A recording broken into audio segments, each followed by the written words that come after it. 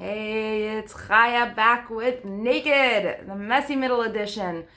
I know we had quite a break there, but man, do I have a story for you. My goodness. I was in Chile, guys, and I was lost on a mountain. Well, me and Yehuda, my fiance, were lost on a mountain for 3 nights, guys. 3 nights. It was quite an experience, to say the least. Um, and I'll tell you more about that soon. So watch to the end to hear a little bit more about that experience. But before that, I want to get you up to date because there was so much I wanted to share over that time that I just didn't get to actually share and let you know about. So we're gonna have a summer wedding, and which is so exciting to me. I'm not yet quite sure where it's being. It might be in Israel because his family lives there, and it might be here in America. We will find out shortly. But we're having a summer wedding. We're working through the details, and with my living arrangements needing to change, I thought to myself, this is gonna be my last time being single, and there's literally 2-3 months that we're talking about. Like, do I really want to go? I had a really great family to move into for that time, but I was thinking, like, do I really want to go live with live in a house now with other people, like get to know other people, move all my stuff and all that. And I couldn't really settle with it. Somehow it didn't click. So I kept thinking. And me and Yuta have RV.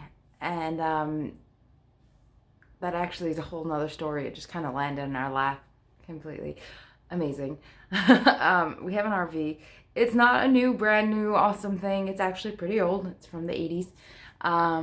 But it's dainty and cute and just, it's got all the necessities. It has a water hookup, electricity, everything workable.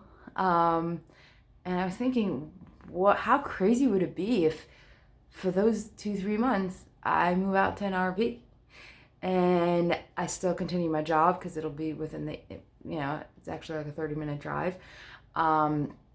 So I continue my job. I continue, day-to-day life. However, every night, when I'm done with work and I'm done with the stuff that I have to do, I can actually come back and go to nature, live in nature. I can actually wake up in the morning, which I do anyway early, but this time I can actually run out and go running in nature. And I found this beautiful place with the water all around me and just insanely beautiful, completely safe. Other RVs there, all of them were really nice. And then it clicked, and I was like, and I am completely at peace with this. This isn't like, basically, I'm the craziest, coolest person out there. I'm about to move into an RV for 3 months or so and just literally live the life that I always dreamt of doing something like this, and this is really my last chance that I for sure can do it. Hopefully me and Yuda will get to tour or do different cool stuff like that together, but this is the last time that we can actually do something like this, that I can do something like this, on my own terms, have my own space, have my own everything, before married life shows up.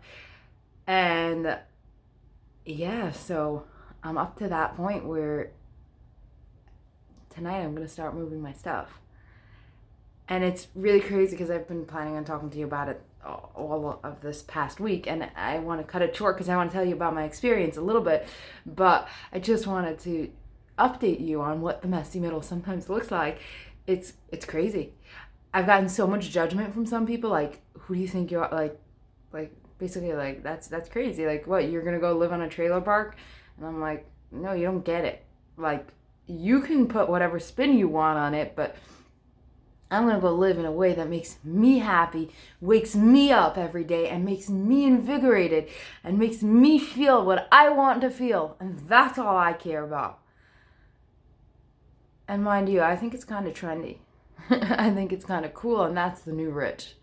But having said that, because things are about to change a lot, and I wanted you to know about it before it does, so that when I start showing you all of that, you're prepared. About the last few days.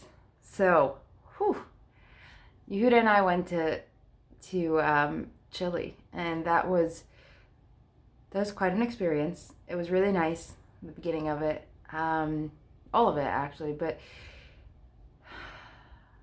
all right, so it's hard for me to talk about it because there's a lot of it was a pretty traumatic experience. And there's a lot of unprocessed feelings because it's only just safe, So slowly I'm starting to allow, the feelings are starting to come up now, for real. Okay. So we're having this great experience, really getting to know each other even better, and learning how to take space and learning how to enjoy each other's space, like each other's company, and really just having the time of our lives. And then one day we're going, and we've been traveling a lot, driving around a lot, really having a lot of fun. And one day, right before, so the holiday works like this. There's two sets of two sets of days that, okay, how am I going to explain this the easiest? So basically, the end of the holiday, there's 2 days that you cannot be on your phone, drive, or anything. Anything electronic, turn on lights or stuff like that. So what we decided was, we're going to have a lot of fun the days that we're allowed to drive and do all that. We're going to drive to tons of places. We're going to do a lot of nature stuff and just really enjoy it. And then those 2 days, we're going to kind of just settle in and just have us time, and me time, and our own time as well, and just kind of do nothing. And that was really exciting. All right. And we found this beautiful Airbnb up in the mountains. I look at the pictures and I'm just oh my God, that was stunning. And when I say I look at the pictures, I look at the Airbnb pictures and I think oh my God, that would have been really nice, wouldn't it? Because we never made it to that Airbnb because that guy sent us his WhatsApp a location, and turns out he didn't send his exact location. And on a mountain, that's a problem. Because even if it could be just a few meters away or miles away, I think it's kilometers over there anyway, but even if it's a few miles away, it can be pretty far because of the road. You need to have a road to get there. Now we're driving Thursday, which is the day of the holidays, and we're driving and we're going off the road, and we expected that because, it's up on a mountain, and we're going off the mountain, and we're chilling, and we're talking, and it's yay, we can't wait for the Airbnb. And the holidays maybe an hour and a half away, and we're talking about how we're going to start cooking right away. We're going to turn on the oven, do this, do that. I'm really mentally preparing. Yeah, little did we know. Oh. We're driving and driving and driving, and it was funny because at some point I remember saying it's so nice here that even if the Airbnb isn't up there, let's camp. And then we both laughed, and I said, I'm kidding. That isn't what I want. I was just kidding. I'm just saying it's really nice here. It's hard to talk about this.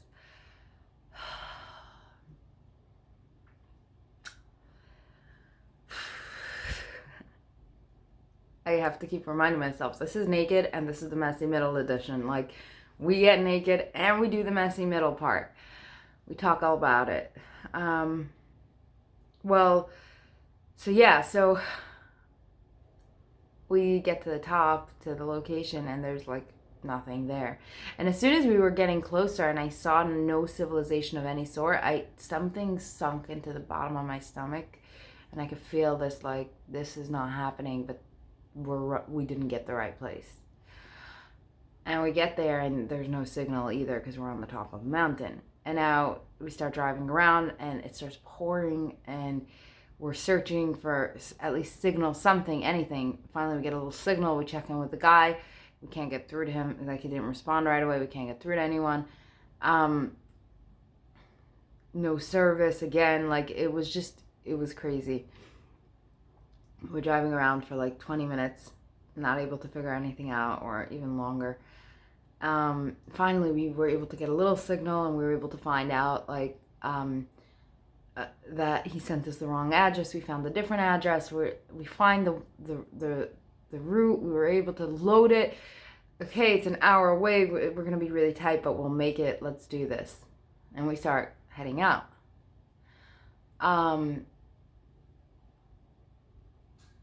At that point, I still thought there was hope. But there was something in the back of my head and something deep in my stomach that said, you're not going anywhere. And I remember feeling horrible. But I had no idea. I had literally no idea. So we went. And we started driving, and we're trying to go. Now the roads are really slippery. Most of the roads are gravel, but there's a couple that aren't. And the roads are really slippery, and we're trying to climb back up one of these little mountains. And the car starts sliding backwards. Now, this is a mini SUV, so we thought it was a all-wheel drive, but turns out it wasn't. And it was not made for this at all. And it was not handling the weather well. And we start sliding backwards. We do it again and again and again, and it's just not working. And at that point, I didn't even try, because there was some part of me that said, this is not happening, but you're just not going to get there. So we're looking for a signal to let the Airbnb know, or someone know, like help should come up and get us, because we have like a 2-day holiday coming up, 2 days where we're not going to be able to use our phones or drive or try to get ourselves off this mountain. And there's no signal for no money in the world, nowhere around us. So we find ourselves actually quite a pretty spot. This like circle, like a clearing that was like almost like a cul-de-sac, it looked like, and a bunch of trees around it, and it was actually really nice. If it wouldn't have been so traumatic, it would be one of the coolest places ever to camp or stuff like that. And I'm seeing now the time got really late. Yeah, so how about this? To be continued. I anyway need to organize some of how I'm feeling, but I definitely want to tell you about how it felt to be trapped on a mountain for 3 nights.